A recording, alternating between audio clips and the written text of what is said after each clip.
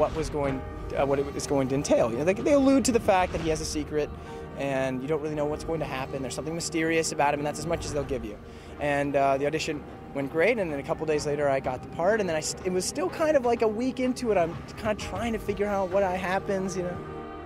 They really loved working together, and he loved that he was able to do things you may not do in real life normally, which was great.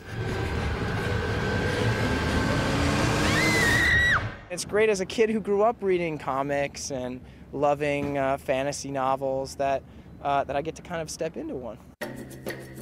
Here we are on the Universal backlot, and this is our trailer. This is where we do the auditions for Heroes. This is our waiting area. This is where the actors will wait, call them in one by one. We bring them in here into our audition room. The actors stay at this end against this beautiful blue wall, which makes their eyes look beautiful. The producers and the director and anybody else that's sitting in on the auditions is there. You're not allowed to actually have couches in casting offices anymore. We're not supposed to have that because of the legendary casting couch. That went out well before my time, and I've been a casting director for 25 years, so I think that's all over. The audition experience, it's awful. There is nothing fun about auditioning. I mean, it's so much pressure. And you've got this one little shot to prove who you are. The director of the episode comes, the writer of the episode comes, and some other producers will come as well, depending on what their availability is. And they will sit through the auditions.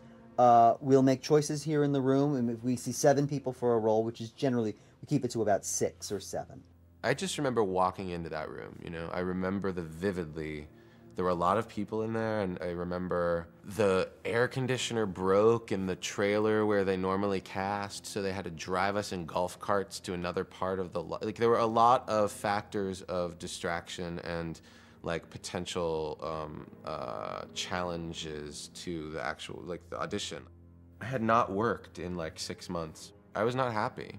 We saw him going through all this torment, and it's like, just take the chance, he's fantastic. And sure enough, you know, they did, and it turned out very well for everybody. They changed my life, like literally changed my life. My name is Tyler! Zach's since been cast in another dream role, playing Spock in the new Star Trek movie.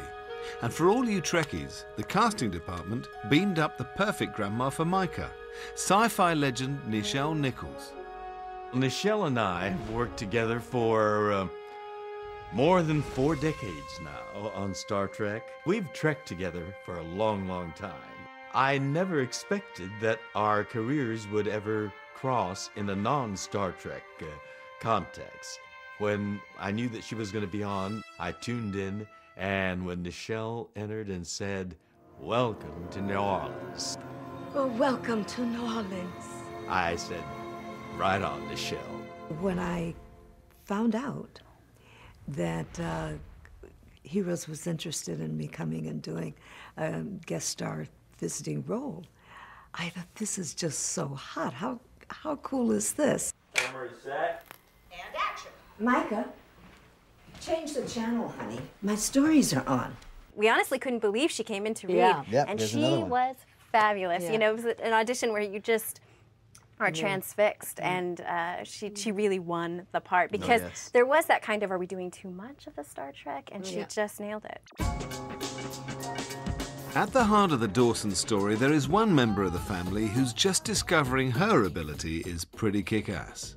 We wanted to start from a place which was, how do we find a character who got their powers, and like Hero, it was a joyous thing. It was an extraordinary thing. Allowing a character to emerge from the post-Katrina environment with the idea that a power could be useful not only for herself but for her community was something that was really definitely a very powerful idea.